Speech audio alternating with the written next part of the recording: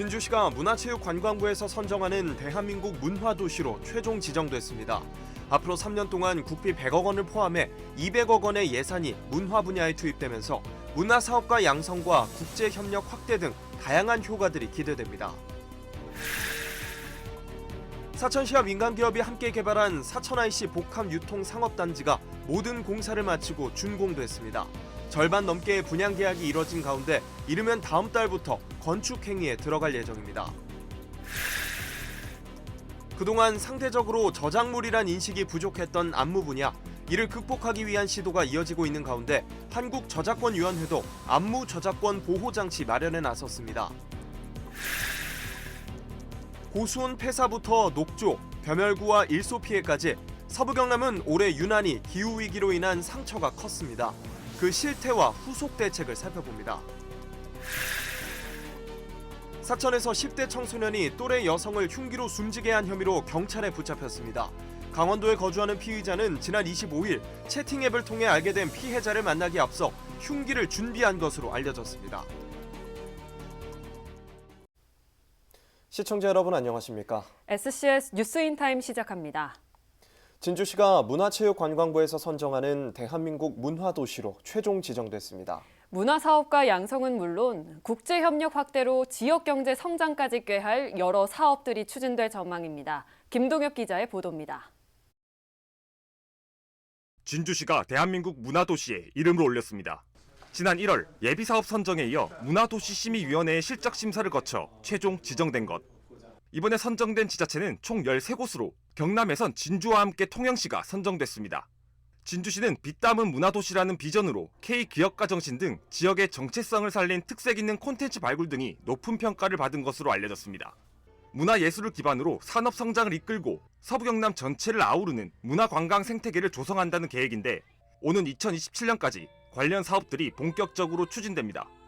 이번에 문화도시로 지정이 됨으로써 국가 지원을 직접적으로 받아서 앞으로 3년 동안 국비 100억을 포함해서 200억의 예산으로 보다 체계적으로 문화도시로서의 모습을 갖추게 됐다는 겁니다. 문화예술가들이 사업가로 성장할 수 있는 토대도 쌓아드리고 문화도시 조성을 위한 진주시의 대표 콘텐츠는 총 5개 분야. 세계 5대 명산지 중 하나에 속할 만큼 인지도가 높은 실크 등을 활용한 공예와 하모와 같은 캐릭터, 진주성 전투 등 지역이 가진 이야기를 담아낼 디자인 부문 등이 집중 육성됩니다. 시는 지역 예술인 지원을 위한 펀딩 사업을 진행하고 문화사업가 양성을 위한 교육과정 운영에도 나설 방침, 또 이들이 안정적으로 정착할 수 있도록 정기적 시장 분석과 전문가 자문 서비스도 제공할 예정입니다. 주민 주도로 지역 특성이 담긴 문화자산 발굴이 가능하도록 관련 협력 사업도 확대될 계획. 특히 남강 유등축제 글로벌화를 위한 국제 교류들이 활발해질 것으로 보이는데 이를 통해 유등 소재를 다양화하고 ICT 기술을 접목한 축제 콘텐츠 경쟁력 강화 효과도 기대됩니다. 의회 차원에서도 이번 문화도시 지정이 지역 문화산업 활성화는 물론 주민 만족도까지 높일 수 있을 것으로 전망하고 있습니다. 이번 사업 선정으로 인해서 주민의 삶 질 개선 및 지역 정주 만족도 향상뿐만 아니라 생활 인구 확대 가능성 등 지역 사회에 미치는 효과 및 가능성이 매우 높다고. 문화도시 선정에 이은 단계적 사업 집행으로 진주시가 문화선도 도시로서 안착할 수 있을지 기대가 모아지고 있습니다. SCS 김동엽입니다. 진주시가 촉성로 국가지정 문화유산 승격을 내년부터 본격 추진합니다. 지난 24일 열린 촉성로 국가지정 문화유산 승격 학술용역 최종 보고회에서는 2016년 촉성로가 보물 지정에 부결된 사유와 함께 새로 밝혀진 자료에 대한 발표가 이뤄졌습니다. 진주시는 문헌과 자료를 통해 촉성로 보물 지정에 대한 정당성을 확보할 수 있을 것으로 보고 내년 추가 조사와 용역에 대비한 관련 예산을 편성했다고 밝혔습니다. 사천시와 민간기업이 함께 개발한 사천IC 복합유통상업단지가 모든 공사를 마치고 준공됐습니다. 사업 초기 우여곡절을 겪기도 했는데요. 절반 넘게 분양 계약이 이뤄진 가운데 이르면 다음 달부터 건축 행위에 들어갈 예정입니다. 강진성 기자의 보도입니다. 남해고속도로 사천 인터체인지 옆으로 반듯하게 조성된 부지가 보입니다. 물류와 상업시설 유치를 위해 만든 사천IC 복합유통 상업단지입니다. 사천 지역 최대 규모를 자랑하는 상업단지가 기반 조성 공사를 마쳤습니다. 사천시가 사업을 추진한 지 꼭 9년 만입니다. 일명 스카이시티로 불리는 이곳은 사천시와 민간 기업이 지역 경기 부양을 위해 추진된 개발 사업입니다. 사업 초기 자금난과 특수 목적 법인의 문제로 우여곡절을 겪기도 했습니다. 이후 새로운 민간 기업이 사업을 이어받으면서 속도가 붙었습니다. 지난 1월 1단계 구간에 이어 최근 나머지 2단계 구간까지 공사를 마쳐 모든 사업을 마무리했습니다. 부지 면적은 26만 2천 제곱미터, 7만 9천 평에 이릅니다. 분양률은 전체 분양 면적의 절반을 넘긴 가운데 다음 달 일부는 착공에 들어갑니다. 지금 현재 저희가 51% 면적 기준에 51% 분양이 지금 완료된 상태고요. 1월 중으로 이제 사천 행정복지센터랑 실내 정비소 그리고 실내 세차장 해가지고 지금 착공에 들어갈 예정이 있습니다. 5만 제곱미터에 이르는 유통시설에는 데이터 센터 건립이 추진되고 있습니다. 이외에도 숙박시설과 건축자재 매장, 업무시설 등 문의가 이어지고 있습니다. 다만 면적이 큰 일부 부지는 판매가 녹록지 않습니다. 종합병원과 호텔 부지는 건축비 상승과 경기 침체로 분양까지는 시일이 걸릴 것으로 전망됩니다. SCS 강진성입니다. 진주시 음식물 폐기물 처리시설 위탁업체 직원들이 진주시를 상대로 제기한 손해배상 소송에서 법원이 진주시의 배상 책임을 인정했습니다. 위탁업체 직원들은 지난해 자신들이 속해 있는 위탁업체가 진주시와 체결한 협약을 무시하고 총 3억 9천만 원 상당의 임금을 지급하지 않았다고 주장했습니다. 이후 진주시는 미지급한 임금을 환수했지만 근로자 개개인에게 돌려줄 근거가 없다는 입장을 취해왔는데 1심 재판부인 창원지방법원이 최근 근로자 11명이 청구한 미정산 임금 1억 3천만 원 중 1억 2천만 원을 돌려줄 것을 판결했습니다. 한편 진주시는 항소하지 않기로 하고 내년 편성 예산을 활용해 미지급 인건비를 지급할 계획입니다. 사천에서 10대 청소년이 또래 여성을 흉기로 숨지게 한 혐의로 경찰에 붙잡혔습니다. 경찰에 따르면 피의자 A군은 지난 25일 저녁 8시 30분쯤 사천읍 소재 아파트 앞 도로에서 같은 또래 고등학생 B양에게 흉기를 휘둘렀습니다. B양은 병원으로 옮겨져 치료를 받던 중 숨졌습니다. A군은 범행 직후 자해를 시도했지만 생명에는 지장이 없는 것으로 알려졌습니다. 두 사람은 채팅 앱을 통해 알게 됐으며 강원도에 살고 있는 A군이 사건 당일 흉기를 준비해 사천을 찾은 것으로 알려졌습니다. 경찰은 A군에 대해 구속영장을 신청하는 한편 자세한 범행 동기를 조사하고 있습니다. 세계적인 K-팝의 인기엔 노래에 맞는 톡톡 튀는 안무도 한몫하죠. 하지만 안무의 경우 상대적으로 저작물이란 인식이 여전히 부족한데요. 이를 극복하기 위한 시도가 이어지고 있습니다. 남경민 기자입니다. 한국을 대표하는 댄서이자 안무가인 리아킴 씨. 17살에 춤을 시작해 어느덧 20년이 넘는 시간이 흘렀습니다. 트와이스와 마마무, 선미 등 유명 가수들의 곡안무를 만들어 명성을 쌓았으며 댄스 경연 방송에 출연해 대중으로부터 큰 사랑을 받았습니다. 양갈래로 활동을 좀 많이 했던 것 같아요. 보통은 이제 스트릿 댄스면 스트릿 댄스, 이제 뭐 방송이면 방송 이렇게 따로따로 많이 하는데 저는 이제 되게 운이 좋게 두 쪽으로 다 활동을 할 수 있게 됐었던. 세계적인 K-팝 열풍과 대중적 인기에 힘입어 댄서와 안무가들이 최근 들어 주목받기 시작했지만 업계 처우는 여전히 열악한 편입니다. 특히 음악, 영화 등과 달리 안무의 경우 여전히 저작물이란 인식이 부족하다 보니 불합리한 보상을 받거나 저작권 침해를 당하는 경우도 잦습니다. 안무가들도 이게 익숙하지가 않은 거죠. 예, 안무 저작권을 받을 수 있다라는 것도 한 번도 생각해 본 적도 없고, 그리고 관례적으로 연예기획사에서도 당연히 이거는 뭐 저작권이 그동안 없었고 또 그거를 이렇게 나눠야 된다라는 개념 자체가. 이런 가운데 한국저작권위원회가 그간 사실상 전무했던 안무 저작권 보호장치 마련에 나섰습니다.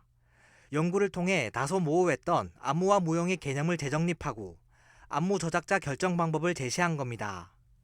또 안무 이용자들과 창작자들이 보다 쉽게 저작권 제도를 이해하고 활용할 수 있도록 안무 저작권 안내서도 발간했습니다. 관계자들은 이번 논의가 안무 저작권 제도와 정책을 구체화하고 안무 창작 생태계를 만드는 계기가 될 것으로 내다봤습니다. 향후에도 안무에 대한 이용 허락에 대한 내용이라든가 그리고 그 안무가들에게 어떻게 저작권을 행사할 수 있는 구체적인 방법 같은 것도 같이 안무가들과 함께 계속 논의를 진행할 예정입니다.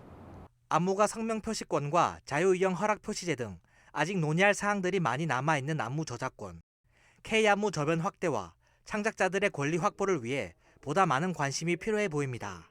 SCS 남경민입니다. 산청 신등중 신등고 통합학교가 2027년 3월부터 인근 학교로 통폐합됩니다.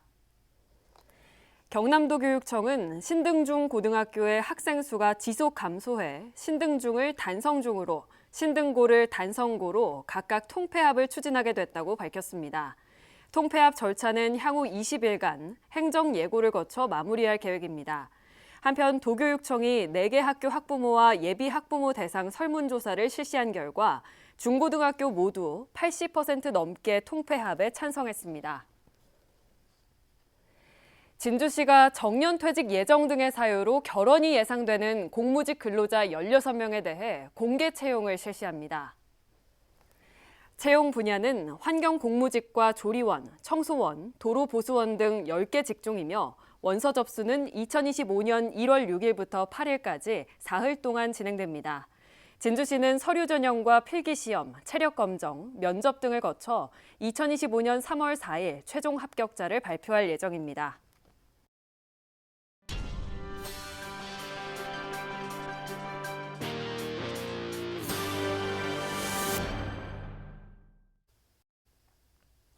고수온 폐사부터 녹조, 벼멸구와 일소 피해까지 올해 기후위기로 인한 상처는 서부 경남 곳곳에 남았습니다. 그 실태와 후속 대책을 살펴봅니다. 앵커 리포트입니다. 지난 7월 11일부터 무려 62일 동안 이어진 고수온 특보. 한때 바다 표층 수온이 30도에 육박하기도 했는데 경남에서 어류 2,600만여 마리가 폐사해 594억 원에 달하는 피해가 발생했습니다. 규모와 금액 모두 역대 최대입니다. 경남도는 재난지원금 지급에 나섰지만 금액이 피해 어가당 최대 5천만 원으로 제한돼 한계가 있다는 지적도 나오고 있습니다. 낙동강 유역에서는 고수온과 강한 햇빛 등의 영향으로 녹조의 원인인 유해남조류 개체수가 급증했습니다. 진양호에서도 지난 8월 유해남조류 세포수는 내동과 판문지점 모두 3,000개를 넘어섰는데 한 주 사이 최대 7배나 불어난 수치입니다. 최근 기상 이변 때문에 워낙 날씨가 더워서 그 수온이 높아지면서 계속적으로 이렇게 곳곳에서 조류가 발생한 것 같습니다. 생식기나 간이나 여러 물질에도 영향을 미치고 있기 때문에 근본적으로 이게 섭취가 되어야 할 물질은 아니라는 거죠. 진양호에 2년 만에 조류 경보가 발령됐고 지난 2018년 이후 가장 긴 119일간 경보가 이어졌습니다.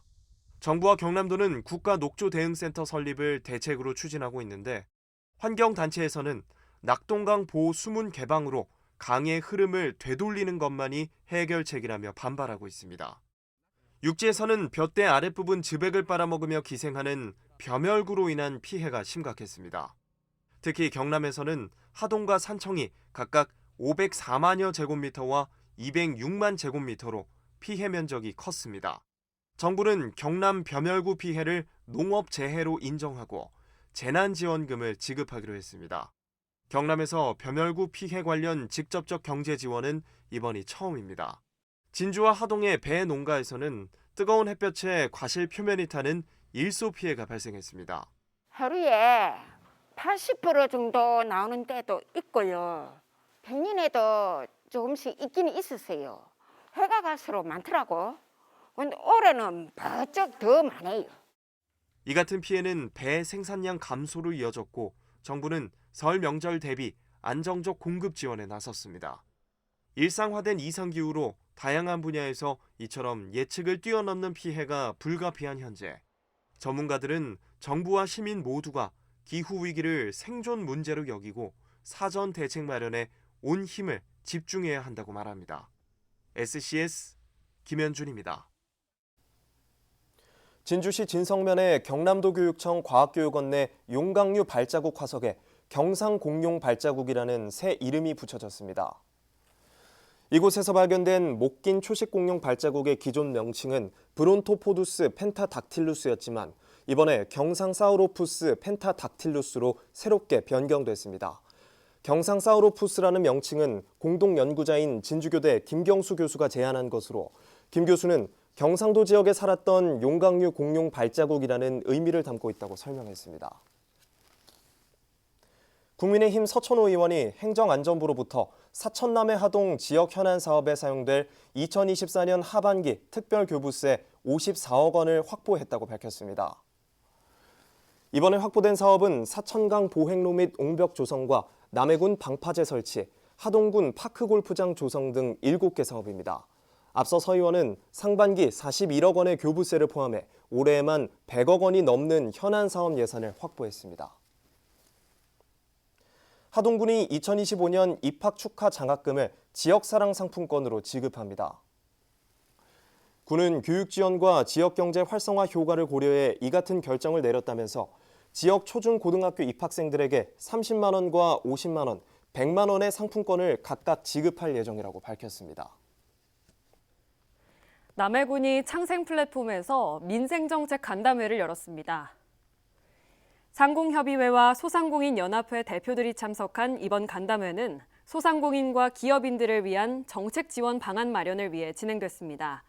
군은 소상공인들을 위한 맞춤형 지원책을 강구하고 농촌 관광 활성화 등에 나선다는 방침입니다. 진주시가 산불 발생 위험이 높은 산불 조심 기간에 드론 감시단을 운영합니다.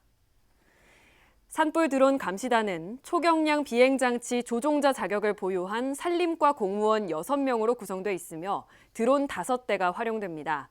산불 드론 감시단은 지역 26개 읍면과 산림이 있는 동지역을 중심으로 광범위한 소각 행위를 단속할 계획입니다. 하동군 북천면 자연보호협의회가 20일 이명산 일대에서 환경 정화 활동을 펼쳤습니다. 이날 활동에 참가한 회원 16명은 도로변과 야산에 버려진 쓰레기 수거와 야생동물 먹이 배분 활동을 진행했습니다. 협의회는 정화 활동을 지속적으로 이어갈 방침입니다. 사천시가 31일 저녁 9시 시청 노을광장에서 제야 타종식 행사를 엽니다. 이번 행사에선 타종식에 이어 사천시 통합 30주년의 선포식이 이뤄질 예정으로 레이저 아트쇼가 선보입니다. 또 타로와 소망부스 운영 등 부대 행사들이 마련됩니다. 산청군이 단성정수장에 인공지능 기반 응집제 자동주입 시스템을 구축했습니다.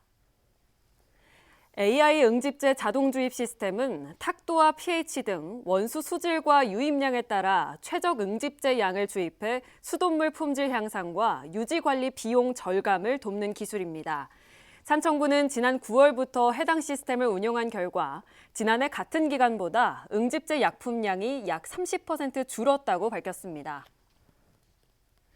올해 진주에서 펼쳐진 도시민 농업체험학교에 6천 명이 넘는 시민이 참여한 것으로 나타났습니다.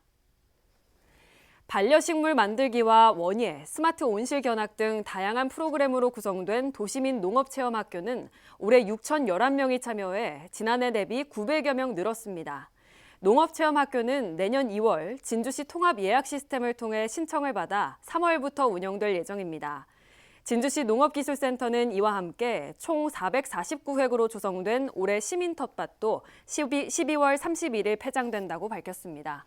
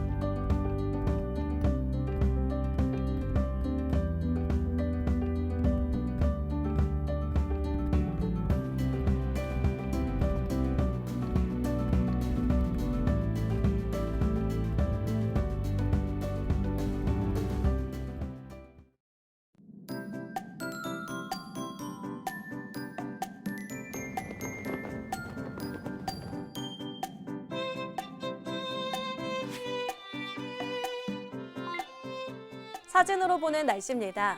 보시는 것처럼 금요일 진주에는 종일 구름이 많겠는데요. 하지만 일부 내륙 지역에는 눈 소식 있겠습니다. 아침 최저 기온이 영하 5도까지 내려가는 곳도 있겠고 흐린 날씨로 체감 온도는 더 떨어지겠습니다. 이어서 자세한 지역별 날씨 살펴보겠습니다. 남해 하동은 오후부터, 산청은 종일 흐린 하늘 보이겠는데요. 함양은 가끔 눈이 올 것으로 전망됩니다.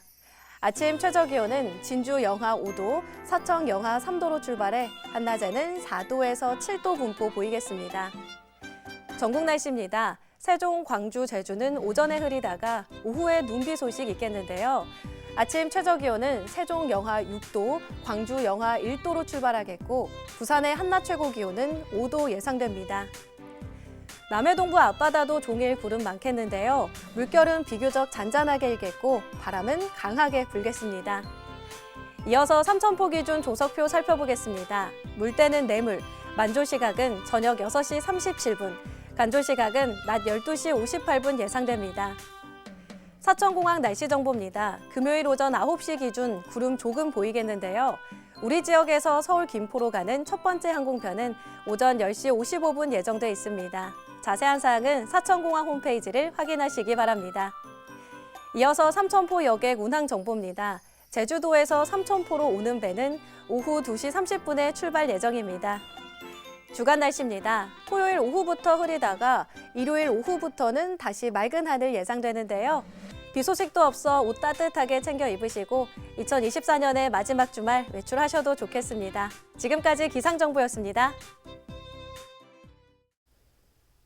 저희가 준비한 소식은 여기까지입니다. 시청해주신 여러분 고맙습니다.